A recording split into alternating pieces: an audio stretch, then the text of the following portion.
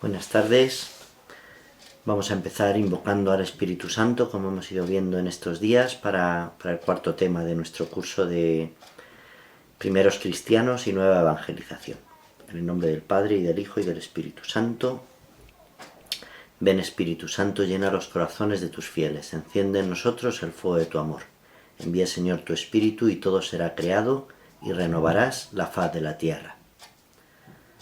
Dios Padre nuestro, que has iluminado los corazones de tus hijos con la luz del Espíritu Santo, haznos obedientes para que busquemos siempre el bien y gocemos de tu alegría. Por Jesucristo nuestro Señor. Amén. Ven, Espíritu Santo, y llénanos, abre nuestras mentes para que conozcamos mejor el proyecto, la llamada que tienes para nosotros como testigos y anunciadores del Evangelio. Os invito en este día de hoy a acercarnos, como decía, a la cuarta parte de este curso, el poder de la oración, la importancia de la oración, la evangelización unida a la oración. Podría parecernos que son cosas diferentes, podría parecernos que una cosa es evangelizar, actuar, hacer el bien, y otra cosa, rezar, que pues nos mete en la iglesia o en lo oscuro o en lo escondido de nuestra habitación para tener un encuentro individual, personal con Dios. Y sería un error, una equivocación. Estamos llamados a unir las dos cosas, oración y acción, contemplación y evangelización. Y vemos en los primeros cristianos que se unen las dos cosas, que es imposible una auténtica evangelización o una auténtica transmisión de la buena noticia de Jesús si no hay una profundidad en la vida interior. Los Hechos de los Apóstoles nos enseñan y nos muestran a una iglesia en oración, una comunidad orante que vive el mandato de Jesús y que vive la intimidad con el Padre. No es una iglesia autosuficiente, segura de sí misma, con sus planes y proyectos, sino una iglesia que se sabe débil y que por eso acude a Dios y se apoya en Dios. Si nosotros intentamos evangelizar solo con nuestras fuerzas, estamos cayendo en el orgullo y la soberbia. Y además seremos totalmente estériles.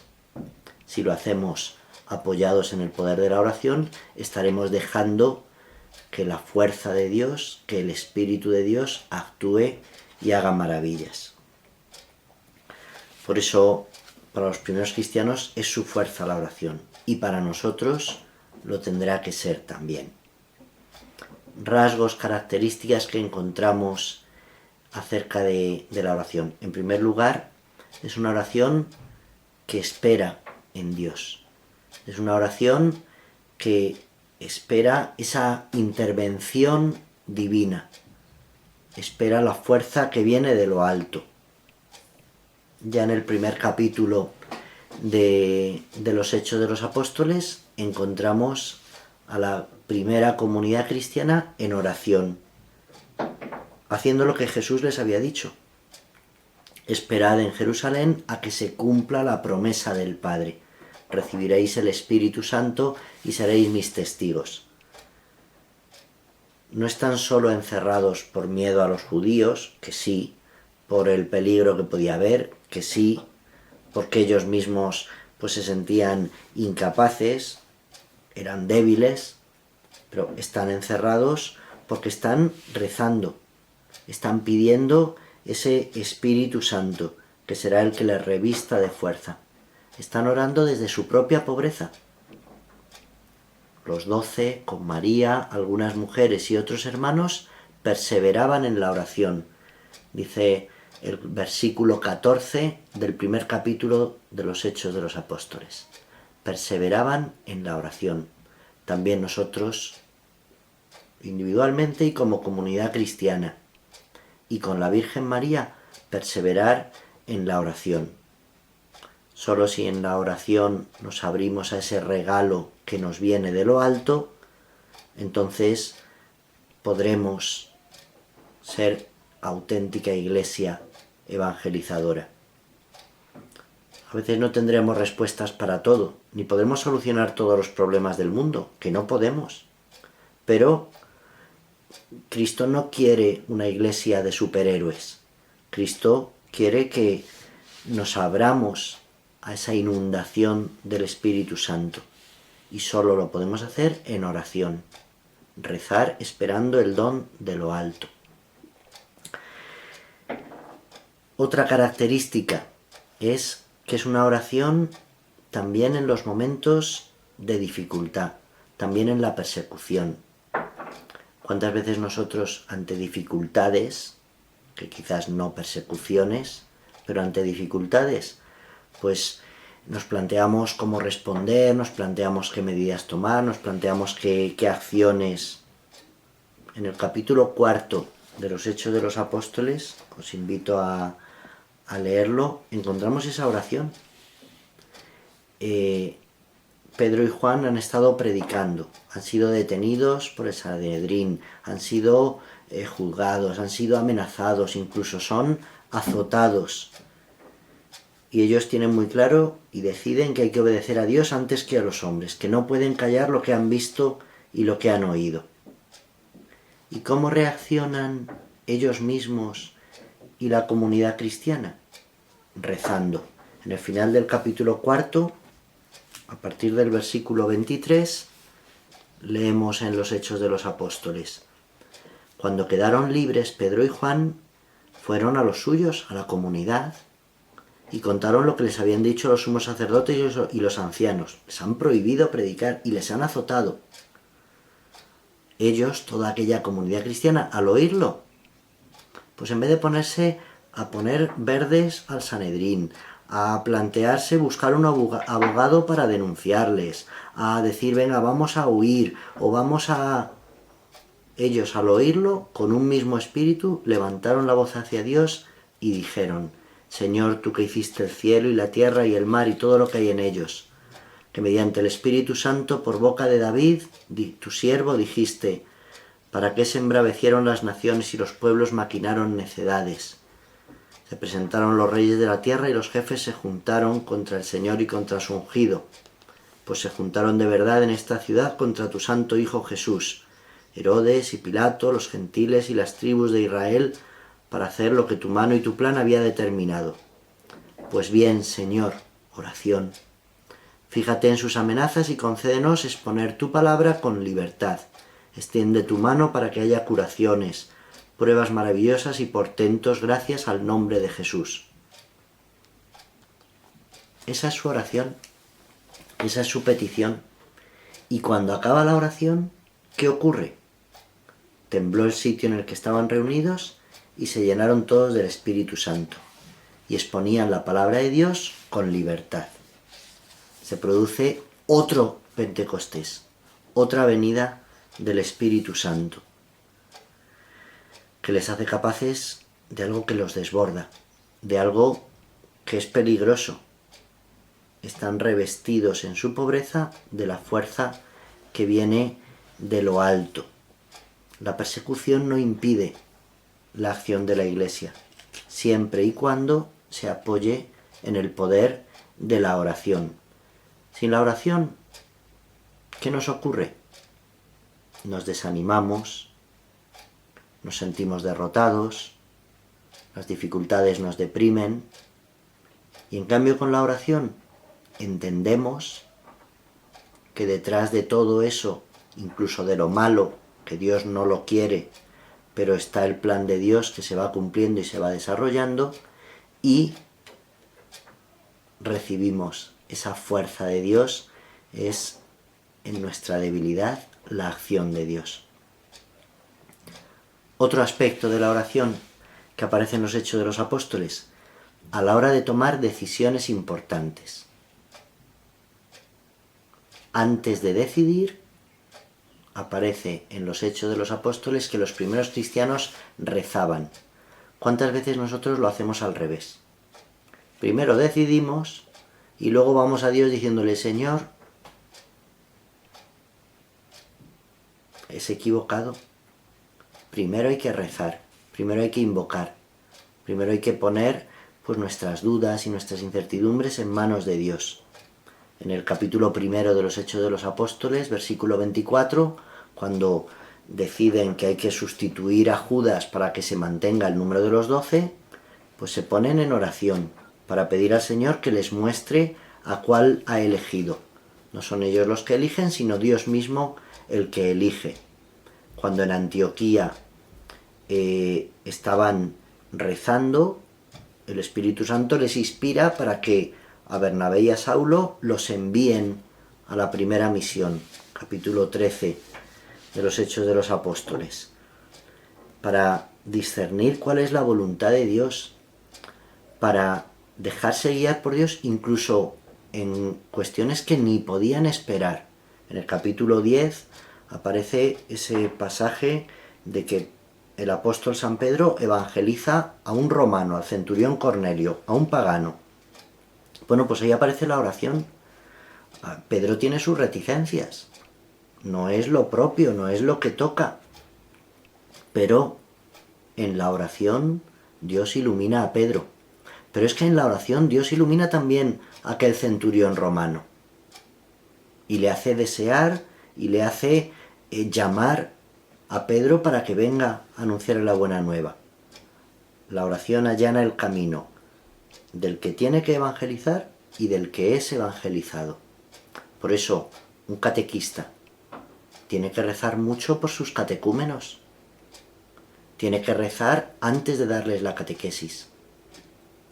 Alguien que va, pues un sacerdote en una parroquia, unos seglares que en un cursillo, en unas charlas, en cualquier actividad de evangelización, hay que partir de la oración para que ponga en nosotros las palabras adecuadas y los gestos y las actitudes necesarias para transmitir la buena nueva, y en los que van a ser evangelizados ponga también un corazón abierto y dispuesto para recibir la buena noticia.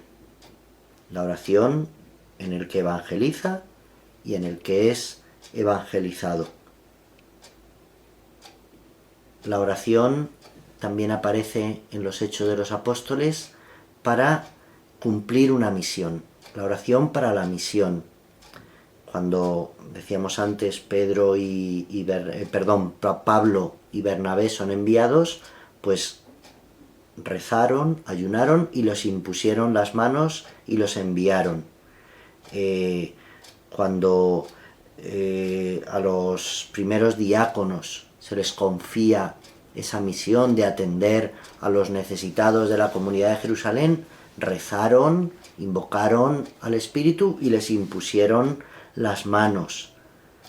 Cuando Pablo es enternecedor en el capítulo 20 de los Hechos de los Apóstoles, cuando se despide de los efesios, cómo les habla, cómo ese discurso, a partir del capítulo 13, del versículo 13 del capítulo 20 de los Hechos de los Apóstoles, les dice: mirad, yo encadenado por el Espíritu me encamino a Jerusalén sin saber lo que me va a ocurrir.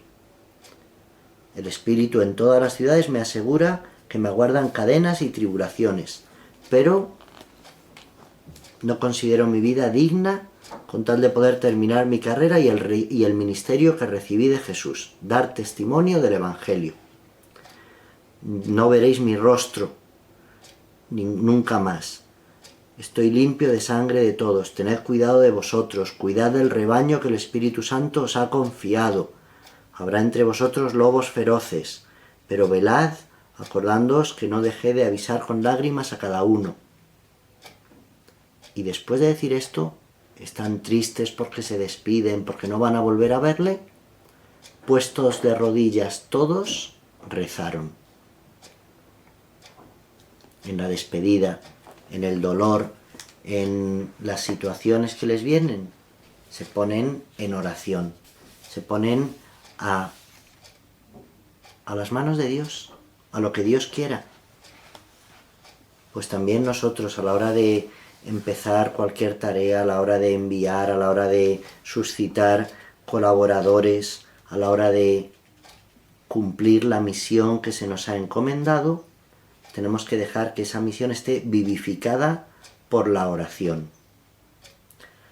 Otra característica de la oración de los primeros cristianos es que es perseverante.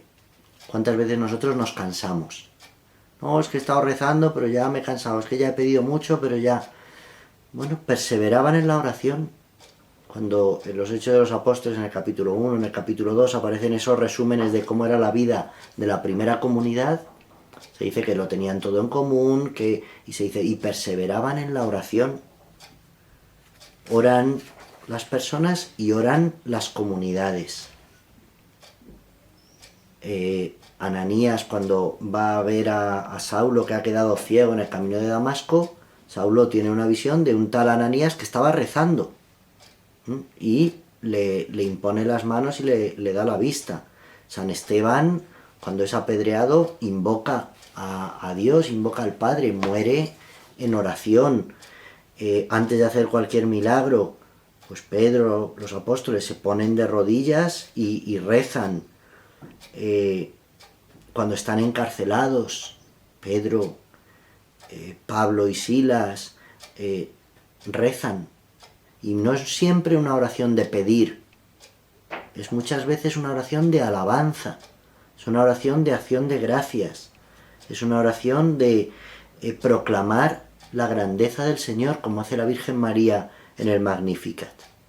Los cristianos son los que invocan el nombre del Señor, por eso siempre, de manera perseverante, oración, oración y oración, para pedir, para dar gracias, para alabar, porque es la vida de la Iglesia. Los apóstoles, cuando eligen a los 7 diáconos, es para ellos dedicarse a la oración y al ministerio de la palabra, porque son conscientes de que hay que perseverar en la oración, de que es fundamental esa vida de oración para que haya una comunidad cristiana. Y finalmente, una característica que encontramos en los Hechos de los Apóstoles, en la vida de los primeros cristianos, es entender la oración en un sentido amplio.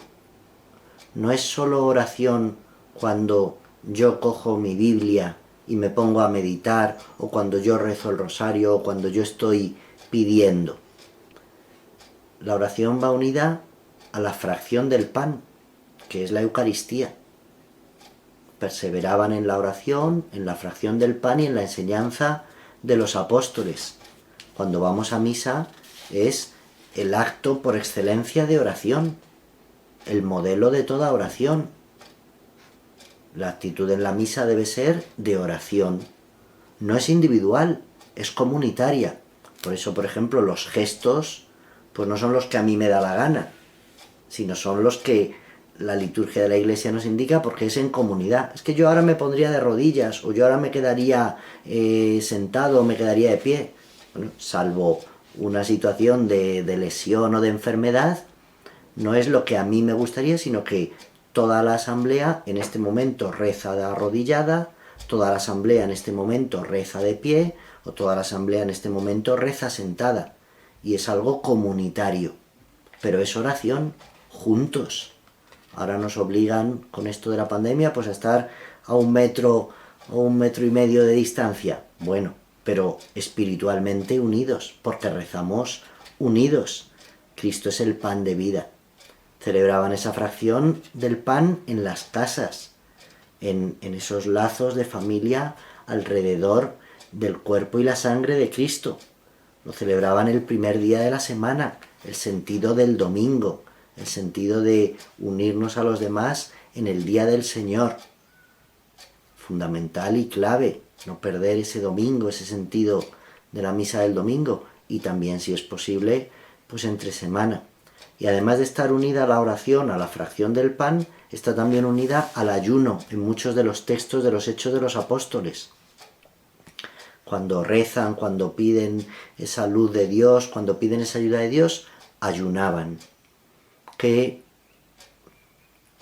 raquíticos somos nosotros con nuestros sacrificios, qué escasos somos nosotros con el ayuno, con la renuncia, con el sentido del ayuno es morir a uno mismo para dejar a Dios actuar, es reconocer la propia debilidad para que Dios pueda mostrar su grandeza, es morir con Cristo para resucitar con Él. El pueblo de Israel acompañaba a su oración el ayuno y los primeros cristianos también lo hacen así. Es curioso que cambian los días. Los israelitas ayunaban el jueves y el martes. Los primeros cristianos lo cambian y empiezan a ayunar los viernes, porque es el día que Cristo muere en la cruz, y los miércoles, porque es el día que empieza la pasión del Señor. Hay ahí una diferenciación, una separación respecto al pueblo de Israel, y hay un subrayar el sentido del ayuno cristiano unido a la pasión de Cristo. Pues cualquier ayuno de comida, de comodidades, de gustos, cualquier renuncia, es oración también, si sabemos vivirla así, con ese sentido sobrenatural, con ese sentido de humildad ante Dios, de reconocer que dependemos de Él y que nos abandonamos a Dios. Padre, me pongo en tus manos, haz de mí lo que quieras. ¿Cómo había empezado Jesús su vida pública, su misión? Yéndose al desierto para estar en oración y en ayuno.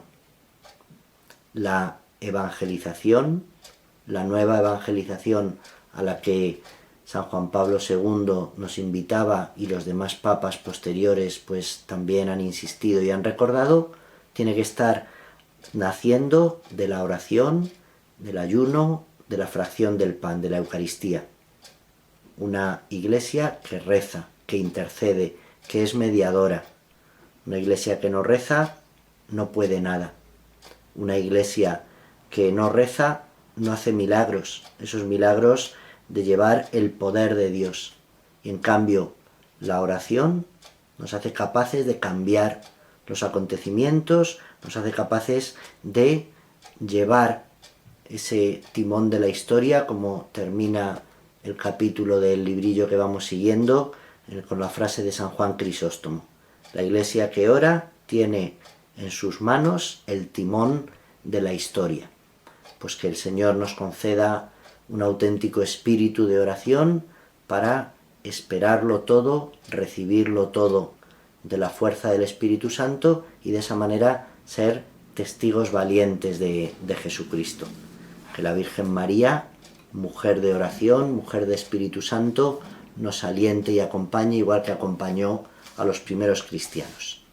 Muchas gracias a todos y un saludo. Sois la sal que puede dar sabor a la vida. Sois la luz que tiene que alumbrar, llevar a Dios.